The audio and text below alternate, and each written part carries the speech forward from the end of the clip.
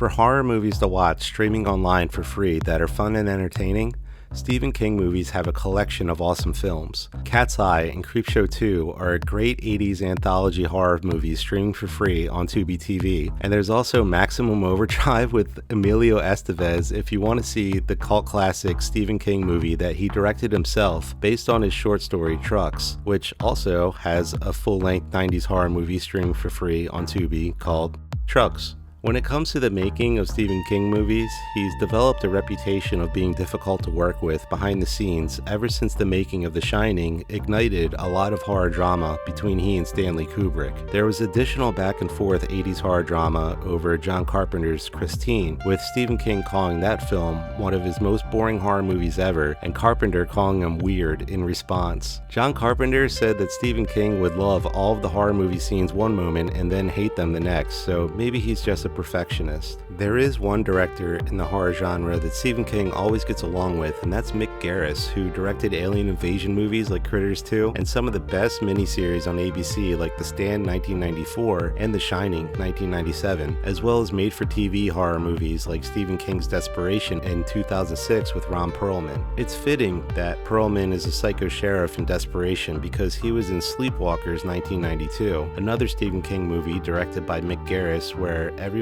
first met behind the scenes. Now, to be clear, Mick Garris didn't fully direct that movie. He helped finish the making of Sleepwalkers because it had become such a wreck behind the scenes and the previous horror movie director had been fired, so that corny movie is not his fault, even though Rupert Wainwright was the other director and he directed Stigmata, which I like that movie. But whatever scenes are fun and entertaining about that horror movie Sleepwalkers, like this famous slasher scene and the various other Sleepwalker scenes that people like, are pretty much because of Mick Garris. He kind of saved this film, and Stephen King was so impressed that they became long-standing friends. So as the horror history goes, Mick Garris and Stephen King were put in touch for Sleepwalkers by the same Los Angeles publicity agency in the 90s. Stephen King had recently seen another Mick Garris horror movie, Psycho 4, new at the time, and he thought that slasher film was awesome. All the Psycho sequels are great if you haven't watched them. Anthony Perkins is in all of them. And speaking of Psycho 4, this movie Desperation has actor Henry Thomas, who was a young Norman Bates from that film. Henry Thomas was also in classic sci-fi films like E.T. as Elliot and Fire in the Sky, and a bunch of later Stephen King movies like Gerald's Game and Dreamcatcher. Plus he was in this episode of Masters of Horror Mick Garris directed called Chocolate, where the main character sees a bunch of scary things through the eyes of someone else. 1 year before the making of Desperation, Mick Garris created the whole Showtime network series Masters of Horror, the one where each episode was directed by a different famous horror movie director, and he wrote an episode called Pro-Life directed by John Carpenter. Plus, actor Steven Weber, who is one of the main hero protagonists in this scary movie Desperation, wrote the screenplay for the best episode of Masters of Horror, Jennifer, which was directed by none other than the Italian horror movie legend Dario Argento. And while I'm talking about Jennifer, when Steven Weber goes into the gas station,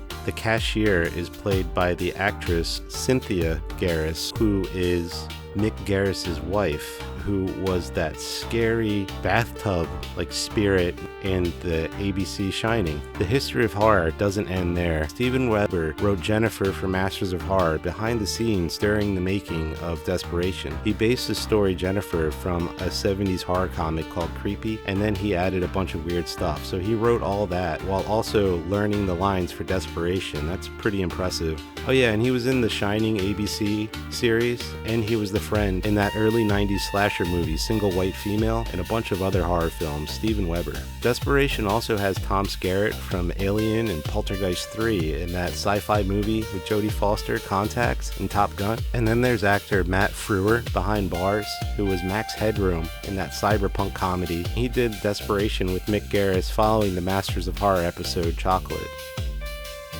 Written in 1996, Stephen King had wanted to make his novel Desperation into a movie for a long time because it has so much great action horror. After years of negotiating with New Line Cinema fell through, ABC offered to produce the film as a made-for-TV horror movie. This was originally supposed to be a 4-hour miniseries like the other Stephen King collaborations with ABC. They decided to shorten it to a 2-hour movie instead. Now, Stephen King's Desperation is one of my favorite novels of all time that he's written, and one of the reasons why I didn't watch this movie for a long time is because I didn't think they would be able to make a faithful recreation of the novel. I was like so pleased that most, if not all, of this movie is the Stephen King novel word for word and scene for scene, which is very rare for horror movies, and especially rare for Stephen King movies because so much of his writing is internal dialogue, which is like almost impossible to successfully translate onto film. But according to Mick Garris, Stephen King handles the screenplay, and he never questions the way that Mick Garris films any horror movie scenes. They just trust each other. Desperation is such an underrated horror movie. It has a couple scenes of bad CGI. Yes, we've all seen the CGI snake scene and know it sucks. Mick Garris thought it sucked in 2006, and it doesn't magically look like a good horror movie scene 2 decades later. Quite the opposite. But these are the movies that Stephen King worked the closest on, and these are the Stephen King movies that have the most atmospheric horror, closest to the novels. And maybe they should have gone with more CGI because they accidentally burnt down a community center in Tucson, knocking over a lamp during the flashback scene in the mines, and they used an old-fashioned hand-crank camera for this, with the CGI filter. But for the scenes that aren't CGI, Howard Berger of K&B Effects did the special effects for about every horror movie you can think of, worked on Desperation. His second movie ever was George Romero's Day of the Dead, and then he worked on like some of the best zombie movies ever, like Night of the Creeps, followed by, the makeup in Evil Dead 2 and Creepshow 2. Those were all in a row. He worked with Predator, and he originally got his start with Trancers under the Full Moon label of Charles Band. It always comes back to Charles Band. But anyway, Howard Berger is like squishing frozen tarantulas filled with mustard and all sorts of other creepy things to make your skin crawl in this horror movie. It does have good effects, aside from the CGI. And then it also has Jake Garber, who did the special effects, the prosthetics for Ron Perlman in Hellboy 2. He did the makeup for Ron Perlman in Desperation, and he recently worked on like some Fallout episodes, and he did the special effects for Body Snatchers in 1993 and The X-Files, and then Stargate the next year. So I think this is a good horror movie, honestly. And I highly recommend more people watch this 2006 movie, Desperation, with Ron Perlman, because it has a cool horror history timeline. Desperation is streaming online for $3.99 on Apple TV. If you like most Stephen King movies, then this is definitely a fun, scary movie with a lot of twists and turns and good action horror movie scenes to watch.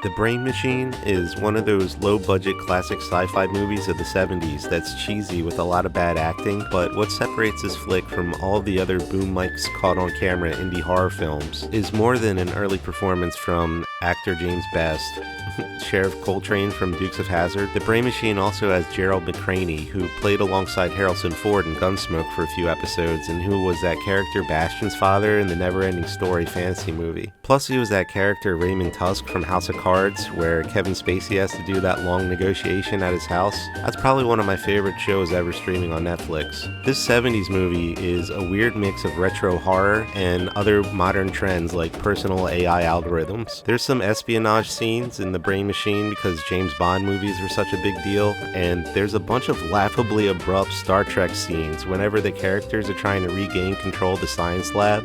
It's like when Kirk and Picard would try to regain control of the Enterprise spaceship. Here's the best example of him suddenly impersonating Kirk. You've got to get inside. You've got to break into the service module. He only talks like this during these scenes, by the way. It really takes you out of the moment instead of heightening the horror, but it's funny. And after a while, you start to hate it, but also want them to do it again some more. These like Star Trek scenes. Sometimes it's fun to get agitated by these B-movie sci-fi horror things. Like when they play the same kind of jazz flute as 60s Star Trek, but it's bad. And the actor from Dukes of Hazzard is just freaking out the psychedelic elementary school recorder jazz. And then some scenes are really good out of nowhere. Like The Brain Machine is a sci-fi film that settles eventually into textbook psychological horror scenes with everyone freaking out over a long period of time, which is pretty awesome because you get these big dramatic performances. A lot of them, for the most part, are hilariously cheesy. You have to just kind of like random 70s horror movie recommendations to really enjoy this film, The Brain Machine. At times it reminds me of that end of the world movie Cronenberg made, with that nondescript white building full of experimentations gone wrong. This sci-fi movie is about a large-scale language AI model collecting data on everyone and repeatedly taking over the testing lab it was created in. But that kind of scary stuff could never happen, right? That's the silliest idea in horror movie history I ever heard. No one could ever build a computer system that betrays all of humankind. That'll never happen. I can think of 3 really strong and memorable horror movie quotes that are probably more applicable today than when this horror movie was made in the 70s. It's not vigilance anymore, it's surveillance. Whoa, that's pretty deep for a low-budget horror movie. Human faith to a computer doesn't compute. Hey, this movie's trying to get me to think. I don't wanna. I know The Brain Machine isn't groundbreaking territory because a lot of 60s and 70s sci-fi movies often centered around secret, shady government experiments, but watching this movie hits differently in the 2020s with AI compared to the 1970s, just like watching that movie Contagion in 2020 is a lot different than when it came out. It's like, hey, this isn't funny. Don't make a virus horror movie about that, Matt Damon. That's messed up. And that's the kind of end of the world movie that's scary to the 2020s crowd. Same with the plot to this movie, which is really good, but the way it's told is hilariously bad. Unlike Contagion, that movie's actually really good. But the end result is this like intellectual bad B horror movie, sci-fi film that's become eerily prophetic in a lot of different ways. Anyway, director Joy Halk has done some slasher movies, but this was his first time doing the horror sci-fi genre type of deal. And there's some other horror movie moments similar to old school slasher films. He only made 5 indie horror films total. I wish he kept making more movies though, because there is a good spy movie sci-fi crossover plot somewhere in this jumbled mess of a film, so maybe he just needed to try a couple more times to really make a good sci-fi movie. This one's cool though, so you can check out The Brain Machine along with other indie horror suspense thrillers streaming for free online on Tubi.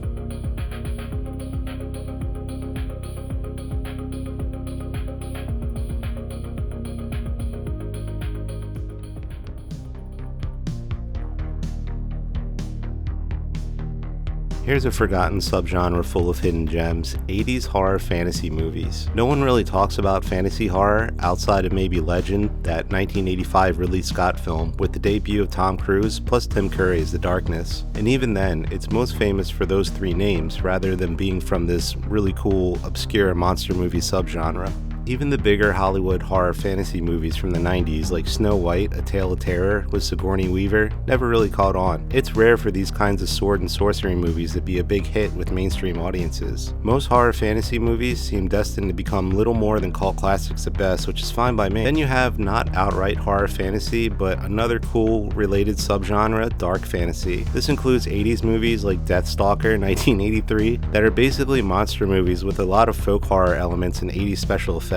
Dark fantasy is pretty much horror fantasy, but the focus is more on being grim and brutal and savage in these movies, more than being creepy and scary, even though there's a lot of overlap in terms of all the disturbing things caught on camera and 80s horror movie special effects and creatures and such. This film Deathstalker has a cool horror history that's a perfect example of this genre. The makeup looks like it's from Hills Have Eyes, and there's a pigman creature running around. What more could you want? There's an 80s hand puppet that they feed body parts.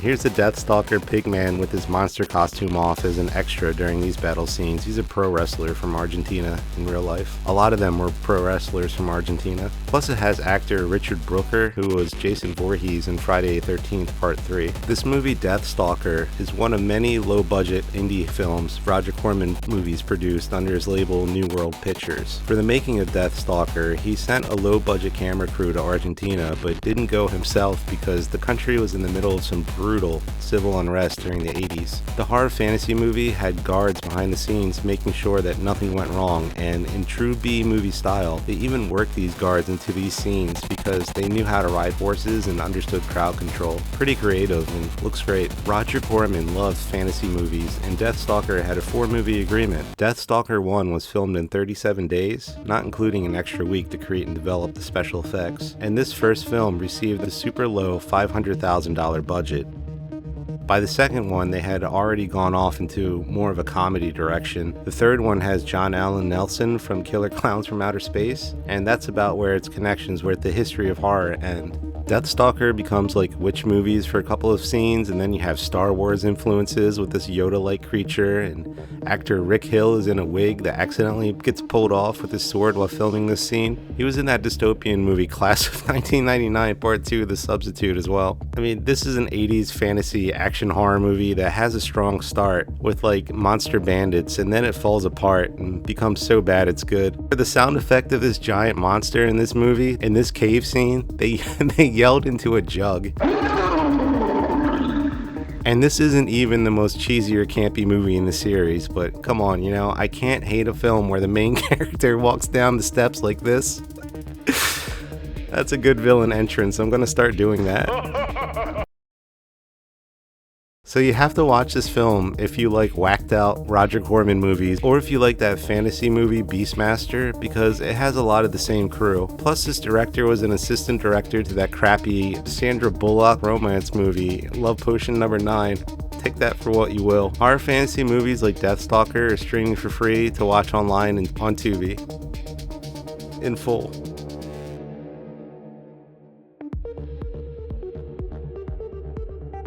What Lies Beneath is a 2000 supernatural crime thriller. As far as possession movies go, this is one of the last big American ghost movies before the wave of Japanese horror movie remakes kicked off with The Ring in 2002. So it's easy to confuse What Lies Beneath with these J-horror movies, but this movie was its own thing, and it was made before most Japanese horror movies like Pulse in 2001. For this film, they were going for the same camera work as suspense thriller movies like Alfred Hitchcock's Rear Window, really one of the best movies of all time. A lot of horror movies over the decades reference this film.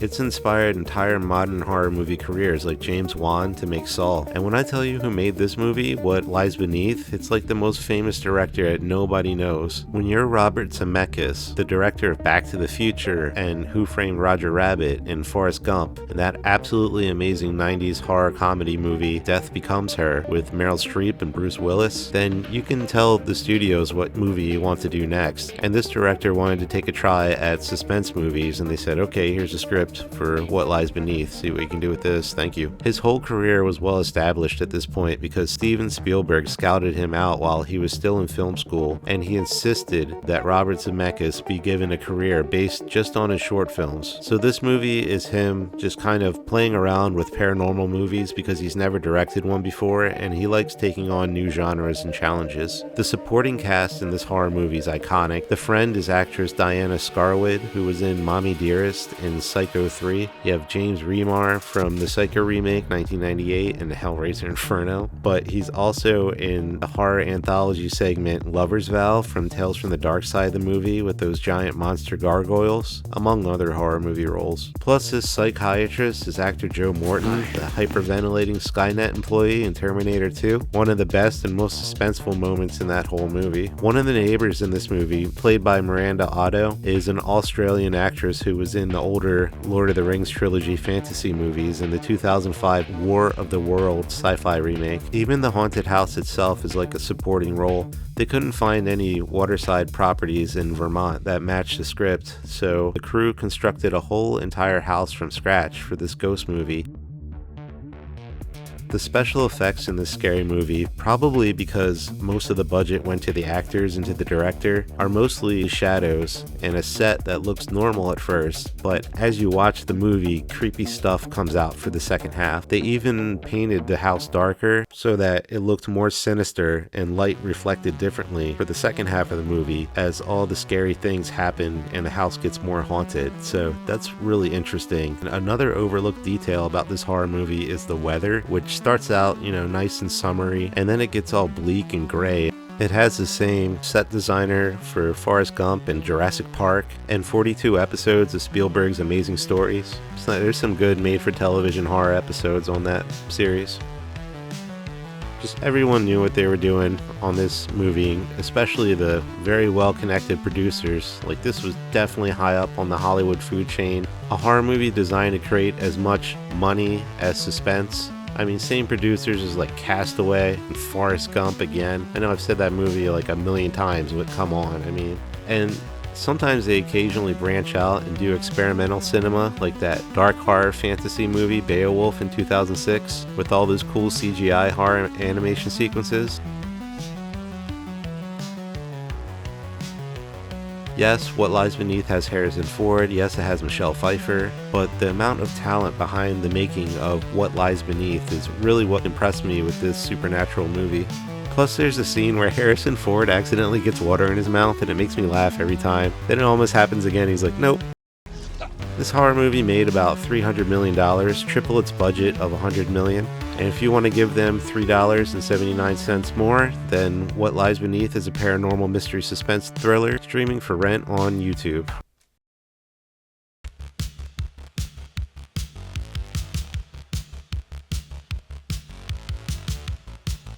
Hello Mary Lou, Prom Night 2 is one of 3 horror movie sequels in the Jamie Lee Curtis Prom Night universe, an awesome horror series that began a couple years after her amazing Halloween debut. Prom Night 1 in 1980 has Jamie Lee Curtis and Leslie Nielsen, the disco dancing principal. Jamie Lee Curtis has professional training as a dancer, by the way. And if you include the remake reboot in 2008, then Prom Night movies total 5 altogether, all Canadian horror movies. After the first Jamie Lee Curtis Prom Night film, new producers bought the rights to the series, with a plan to expand the franchise with 3 horror movie sequels, reasoning that all it would take is for one of the sequels to be a success to pay off. A triple sequel agreement is a high-risk filmmaking decision, rare to find in the indie horror movie world, because most independent films are too low budget to plan for one scary movie, let alone that many sequels. The original horror movie idea, before the producers went all out and bought the entire franchise, was to call this ghost movie The Haunting of Hamilton High, a direct reference to the school from Prom Night, but vague enough to escape any legal disputes.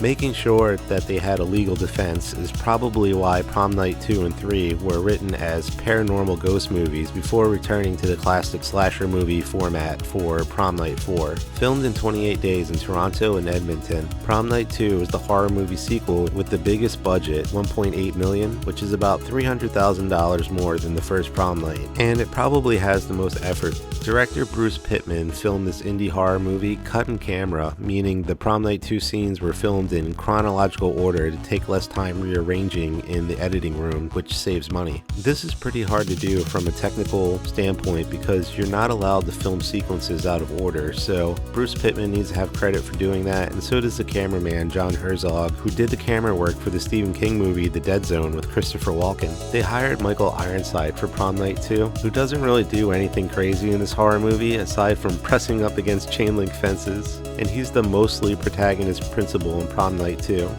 He was in this early slasher movie with William Shatner called Visiting Hours, and he was the villain in Highlander 2. One of the actors, Brock Sampson, whose name I only included on this list because it sounds like Brock Sampson from Venture Bros on Adult Swim, is in all 4 of the Prom Night horror movies. As far as this movie goes, from Carrie-style prom betrayals and wicked mothers to the Exorcist possession scenes, the poltergeist clown, which is a haunted toy rocking horse in this film, and don't forget Return of the Living Dead Tarzan-style zombie movie stuff. Prom Night 2 is such an odd mashup of other good movies that it goes full circle and becomes its own kind of scary 80s horror film, which is why it's obtained this cult classic horror movie following.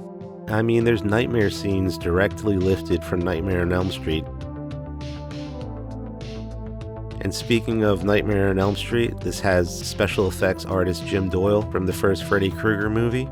and he was behind the scenes of Prom Night 2 exactly 1 year before he became the lead special effects designer for Friday the 13th Part 7 in 1988. This horror movie has a lot of moments from other movies. Whether this horror movie is paying tribute or just being a blatant ripoff is up for you to decide, but I like this film. So there's a lot of cool horror history, and it's not really that bad of a film. It's pretty awesome. Prom Night 2 broke even in theaters, costing and earning about $2.5 million. They never released the box office numbers on Prom Night 3 and 4, so probably not good, but just because they didn't make money doesn't mean they aren't good horror movies. And if you like ultra campy, cheesy horror movies, Hello Mary Lou Prom Night 2 is one of the many free horror movies streaming in full online on Tubi.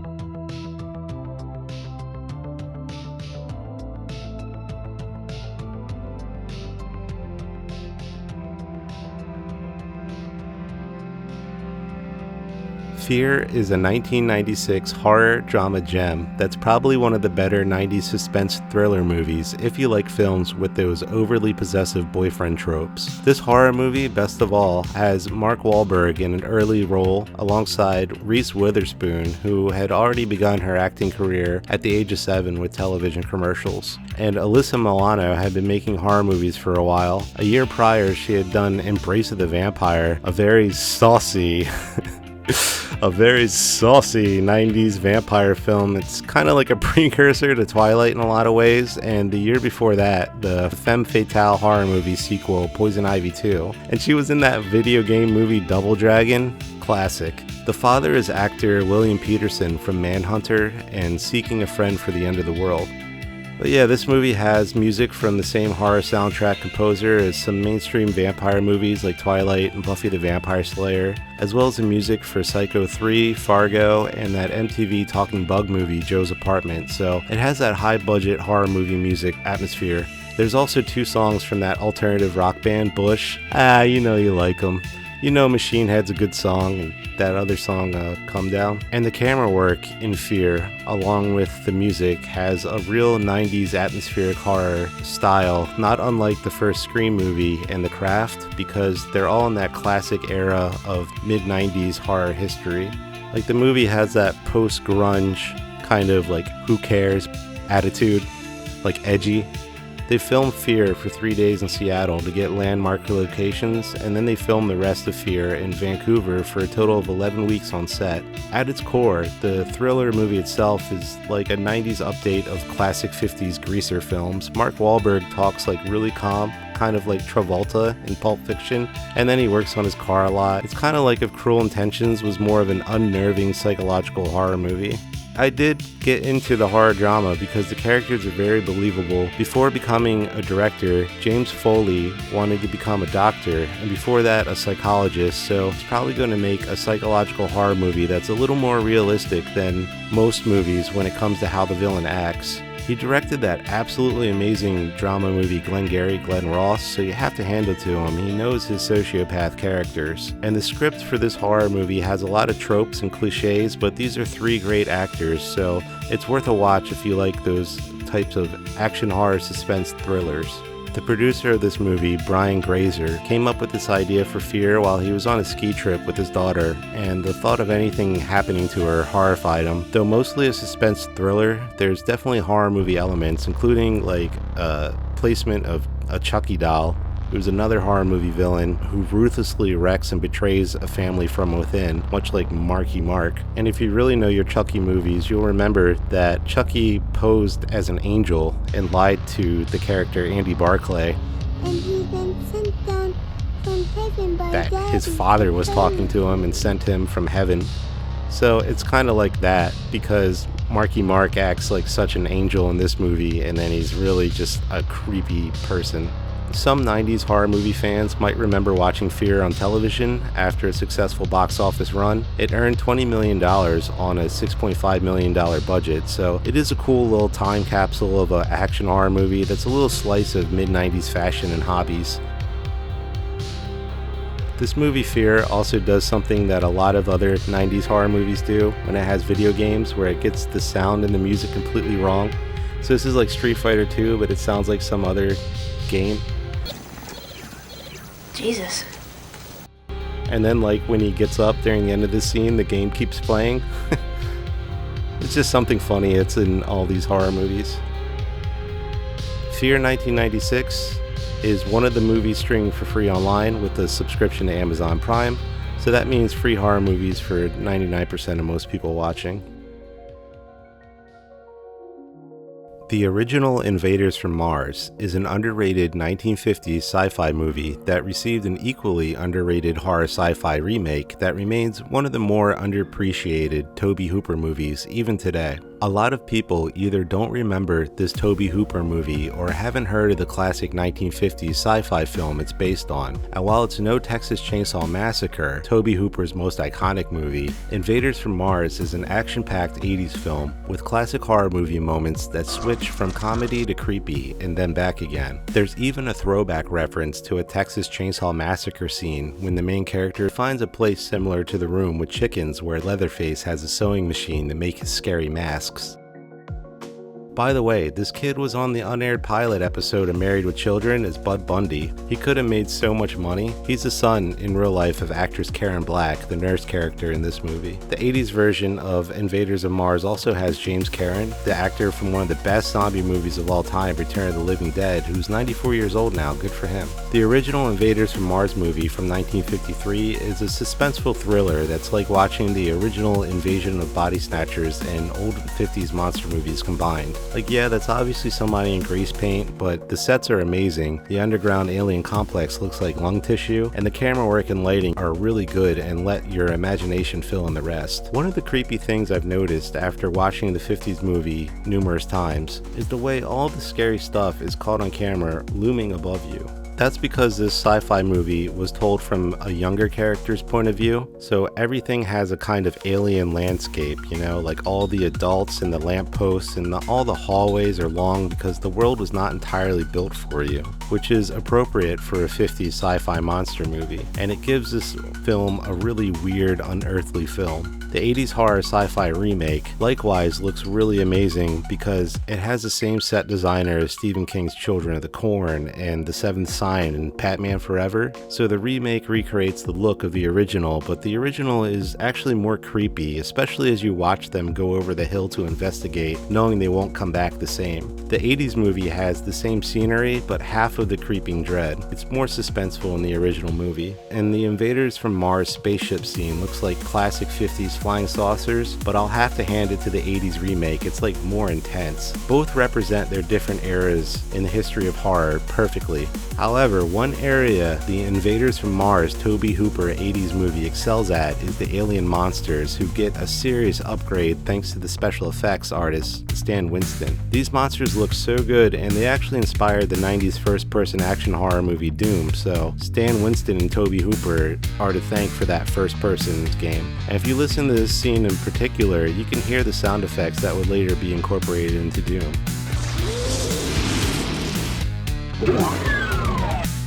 I was watching this movie and I was like, those look a lot like the Pinky Demons in Doom.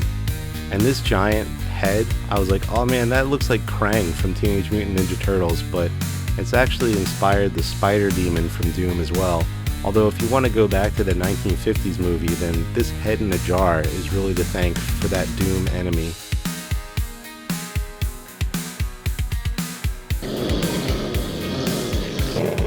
You can tell these like 1950s creatures were imps from Doom. Throws these fireballs that were probably inspired by this scene from the 1950s horror movie. And the 80s movie has this bazooka that obviously inspired Doom because the monster explodes and all these parts fly back on him.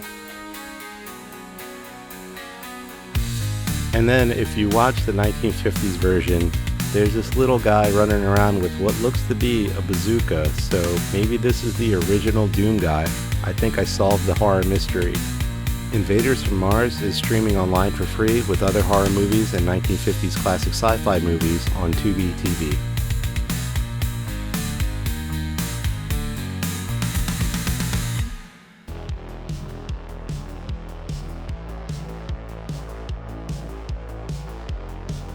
Laltro Inferno is a 1981 nunsploitation movie by Italian horror film director Bruno Mattei, one of the best directors of classic, sleazy, low-budget, bad European B-horror movies of all time. What is a nunsploitation movie?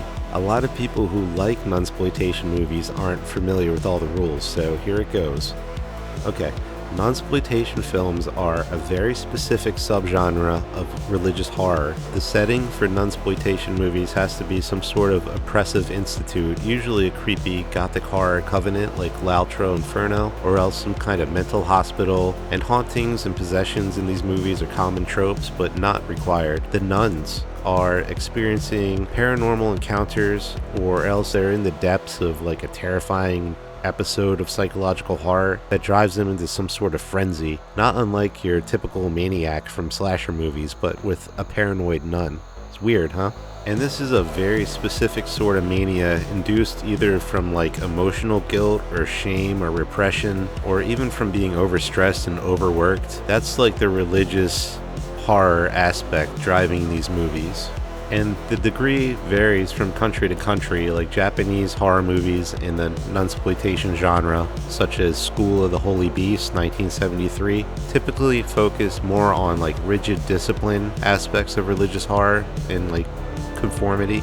French horror pretty much started the subgenre of nunsploitation with The Nun in 1966, which was about scandals and has elements of psychological horror and drama, and the terror of being kept in a covenant by basically a sinister cult. The French couldn't really do a lot of scary stuff with the genre they created because they kept getting literally banned from the theater. So Italian horror movies made the genre even more shocking just because they could. And these Italian horror movies are way more brutal and savage and way more nihilistic than French horror, which tends to be more introspective. So that's why Laltro Inferno is a good horror movie to start with for nunsploitation films, because Bruno Mattei borrows, I'll just say, from so many other horror movies that it's basically like watching all the different types of nunsploitation movies rolled into one. He has the slasher movies, and he has the supernatural angle and the possessions, and he even, since this is an Italian horror movie and he's Bruno Mattei, manages to work zombie movies into the film. So I love this stuff, you know? Italian horror movies in the nunsploitation genre just took this setting up to the extreme. Like the very opening moments in this horror movie are at this cemetery scene in the beginning, filmed in Naples, this like historic site where 30,000 lives were lost in an epidemic.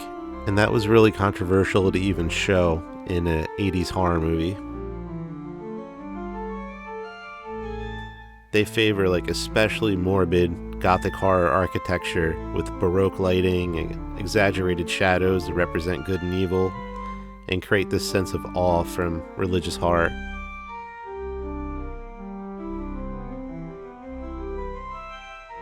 I just like this movie a lot because I like Bruno Mattei movies in general, and this is one of his more underrated movies when it comes to religious horror. It has actor Carlo Di Majo, who was in Lucio Fulci's City of the Living Dead, and his mother, actress Alida Vol, was in many popular Italian horror movies like Suspiria, where she was Miss Tanner, the headmistress. And this movie also has the same progressive rock soundtrack by Goblin. You just have to know Italian horror movies, so just start here if you haven't seen any Italian horror movies. Laltro Inferno is streaming online for free on Plex.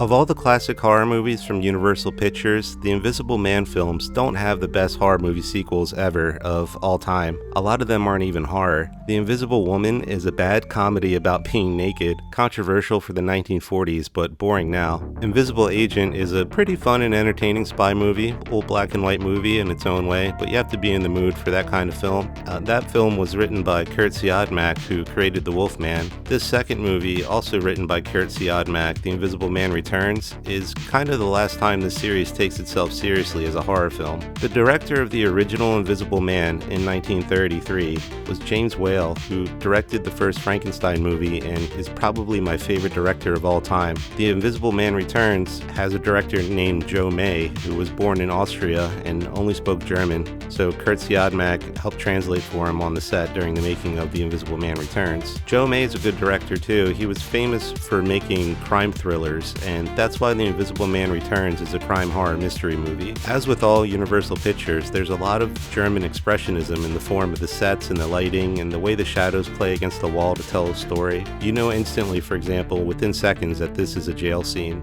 And it's all techniques that come from the early 1900s silent film era. And that's the kind of knowledge that old school directors, really old school directors like Joe May, who came from the beginning of cinema itself pretty much, bring to the table. They are, in many ways, why Universal Pictures looks so timeless. Like, even if The Invisible Man Returns isn't a scary movie, and it's not, it's a crime horror thriller, it still looks familiar because modern new horror movies are copying this look to this day. And I really like the atmospheric horror of the Invisible Man movies, these first two.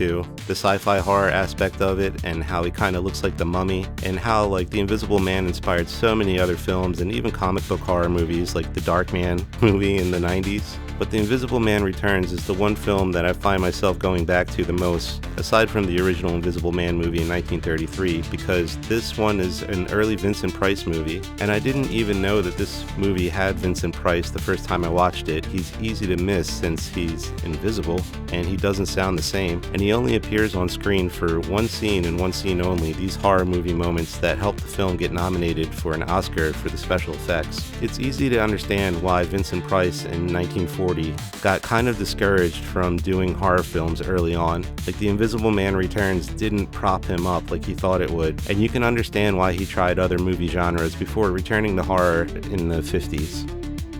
Actor Cedric Hardwicke, from classics such as War of the Worlds, Around the World in 80 Days, and The Ghost of Frankenstein, just to name a few Cedric Hardwicke movies, was already way more famous than Vincent Price at the time. He had a reputation as being kind of one of the stars to cross over from British movies to American films, and Cedric Hardwicke would star in The Invisible Agent after The Invisible Man Returns. Vincent Price also works alongside another classically trained actor, Alan Napier, who would later become Alfred the Butler from the Batman television show in the 60s. During the making of this scene from the sequel to The Invisible Man, Alan Napier is running away from Vincent Price into the woods, and Alan Napier in real life had to follow a trail of powder on the ground that they laid for him because he was nearsighted. And he kept missing his marks anyway though, and he got in an argument with the director, who he said stood on a soapbox to reach him because he was pretty tall, and pinched his cheek. Joe May pinched his cheek while saying in broken English that he likes his bad temper. Everybody just started laughing and they kept filming. For all the moments during the making of The Invisible Man Returns, behind the scenes, when he's invisible, Vincent Price is wearing this velvet suit, black velvet, that's kind of like an early green screen. So they would film the scene without him, just the background, and then they would stop the film and rewind it back to the same spot, and they would film the same scene with him standing there in the velvet suit, and it made everything transparent. The Invisible Man 1933 is the first movie to have that effect, and it still looks really good. There's also some stop motion animation where they're tying a rope, and it looks really smooth, which means they were barely moving this for each frame. That must have taken forever for the making of this scene. And it's interesting to watch, I suppose, or at least watch an Invisible Man as closely as you can. The early performance of Vincent Price. He's much more controlled during his early horror movies, not like later performances where he gets really melodramatic and over the top. The Invisible Man Returns is just an iconic piece of horror history, streaming on YouTube and Amazon Prime for $3.99.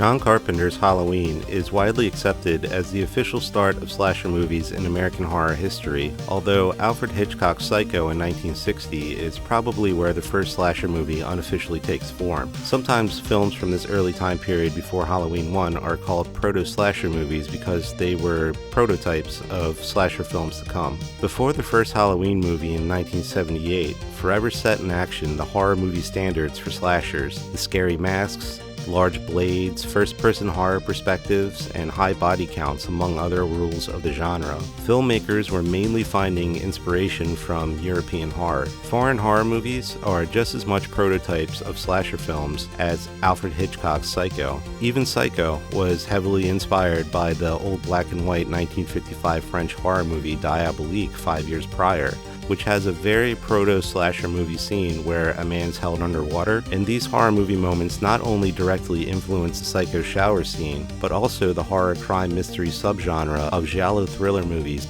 Foreign horror movies were long-serving as the prototypes of slasher movies to come, and one of the finest, best examples of proto-slasher movies, and one of the best of Jess Franco movies, is Jack the Ripper in 1976 with Klaus Kinski, an angry actor who will either put on one of the best performances ever or intentionally destroy your entire movie if you can't handle him. Klaus Kinski and Werner Herzog battled like crazy over control of their movies constantly, even though Herzog would sometimes provoke Kinski on purpose for a better performance in horror dramas like the remake of Nosferatu. Speaking of that vampire movie, Jess Franco often names his villains Orloff. It's a reoccurring theme, and a play on the words from Count Orlok, the name Nosferatu in the original black and white old silent movies uses for himself. This movie is called Jack the Ripper, but the villain Klaus Kinski plays is Orloff. And like Dracula, Orloff has the ability to influence the minds of those around him, charming people, a lot like Dracula, and turning them into mindless servants like Renfield. Klaus Kinski wasn't always angry. He could be very persuasive and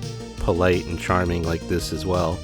I mean, you could just be on his good side or his angry side. It was as simple as that. Once you have his respect, he's really apparently easy to work with, or at least much easier than normal. Jess Franco had directed Klaus Kinski in another vampire movie, Dracula, Prisoner of Frankenstein, and they work well together, probably because they're both strongly opinionated. Jess Franco basically wrote Jack the Ripper by himself because he didn't like talking to anyone. And Jess Franco is a jazz musician, and his movies follow that same sort of offbeat strangeness. So when Klaus Kinski and Jack the Ripper decides to go off the script a little and fly into a rage or have a long blank stare, Jess Franco, as a director and as a musician, knows to keep the camera rolling and not to dare interrupt that man and let him have his scene. If not, it would make Klaus Kinski angry, to say the least. I like it when Klaus Kinski plays vampire roles. Aside from Nosferatu, the vampire in 1977, he also made this movie called Vampire in Venice, which is an unofficial sequel. And he acts a lot like that in Jack the Ripper with the way he just creeps around in top coat and other cool gothic horror creepy stuff. Jess Franco chose to make this movie in Zurich, Switzerland because it has all this historic Anglo-Saxon architecture. It's perfect for replicating the foggy old streets of London.